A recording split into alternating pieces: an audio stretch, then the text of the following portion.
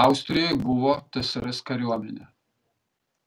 Austrija buvo okupuota Tarybų Sąjungos kariuomenė, bet pagal susitarimą buvo nuspręsta, kad Austrai bus neutralūs ir Tarybų Sąjungos kariuomenė iš ten išeina. Kodėl būtinai turi užpulti kažkas, jeigu Lietuva yra nepriklausoma ir neutrali šalis, kuri nesukelia grėsmės niekam? Tai kas tada turi mus užpulti? Broliai Latviai neužpuls turbūt.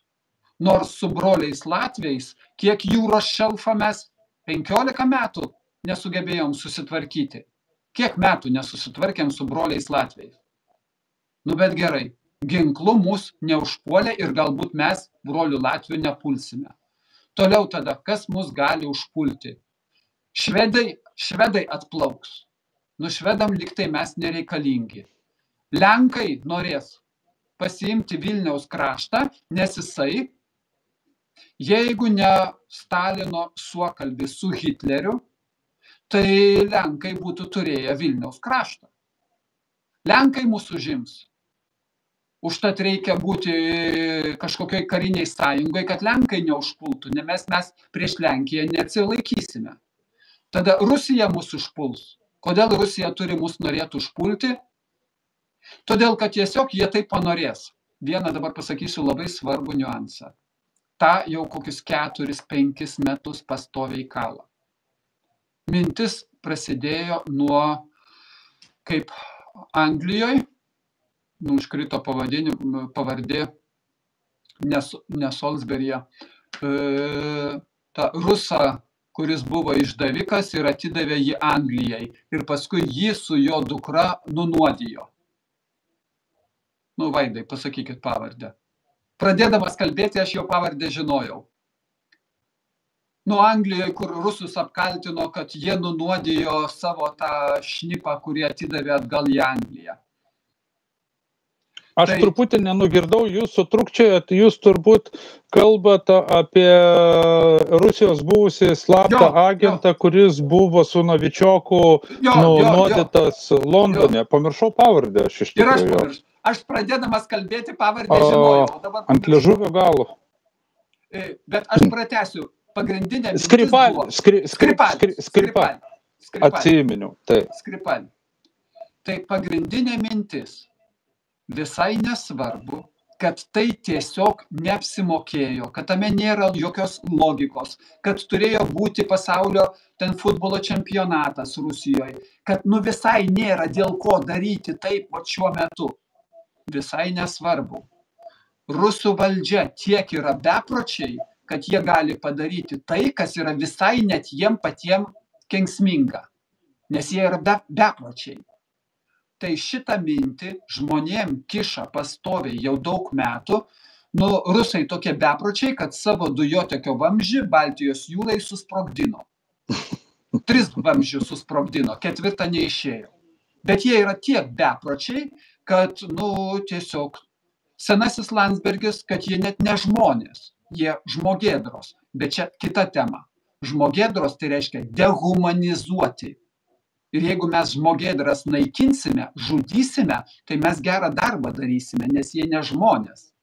Tai aš sugrįžtu atgal prie minties, kad jie yra tokie bepročiai, kad jie gali daryti tai, kas jiem visai neapsimoka, užtat jie užpuls Lietuvą.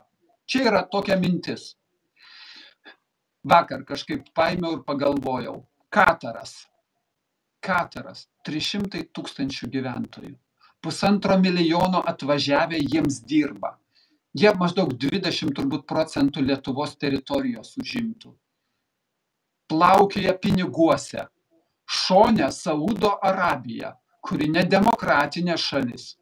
Ir kažkaip Kataro, to turtuolio, nieks neužima ir neužpuola. Kuveitas šone. Kuveitas su Kataru lyginant, labai didelė šalis. Bet jau naftos ten yra tiek, kad neduok dieve. Gerai, Sirijos prezidentas, ten tam regione, diktatoriai tokie ir yra. Paėmė jisai Kuveitas, traktavo, kad yra jų teritorija ir užtat užpuolė.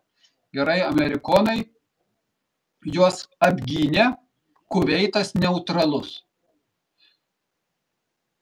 Ir nieks. Tai bet dabar išmintie, iš požiūrio, kad Lietuva vis tiek privalo kas nors užpulti, tai užtat tada mus turi kažkas ginti. O kas mus gins? Mus gins šalis, kurios nesilaiko savo žodžio.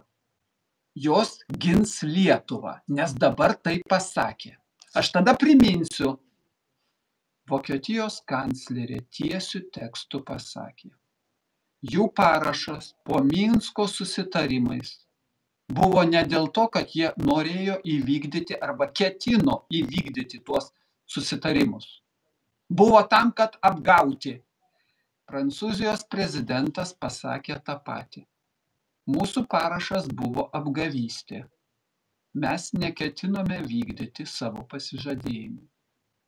O dabar šaunus lietuvaičiai sako, ne, va pasirašėm ir su Lietuva taip nepasielgs. Aš tada dar pabaigai. Antrasis pasaulinis karas kaip prasidėjo? Jis prasidėjo nuo to, kaip Lenkija išdavė. Lenkija buvo išduota savo sąjungininkės Prancūzijos ir Anglijos. Bet Prancūzija pirmoje vietoje, nes pagal sutartį, pasirašytą sutartį. Jeigu Hitleris puola Lenkiją, su didelė kariuomenė Prancūzija eina į Vokietijos pusę ir Lenkai buvo nusiteikę tokiu atveju per 2 savaitės užimti Berlyną. Užtat jie jautėsi labai tvarkingai ir stipriai. Jie nebijojo Hitlerio. O kas Lenkus išdavė? Prancūzai išdavė. Bet dabar prancūzai ir Lenkai, ir vokiečiai gins Lietuvą iki paskutinio lietuvio, kaip dabar gina Ukrainą. Išskersti Ukrainos žmonės nėra pavyzdys Lietuvai. Tai aš esu už neutralitetą, nes neutralumas šitoj vietoj aukso vertės yra. Mes niekur, su jokiais kaimynais mes piktuoju nenorim gyventi ir nesikišam į kaimynų reikalus. Ir tokiu atveju visiems kaimynam lietuviai pro lietuvišką veiklą savo šalim besirūpinantis yra labai naudingi.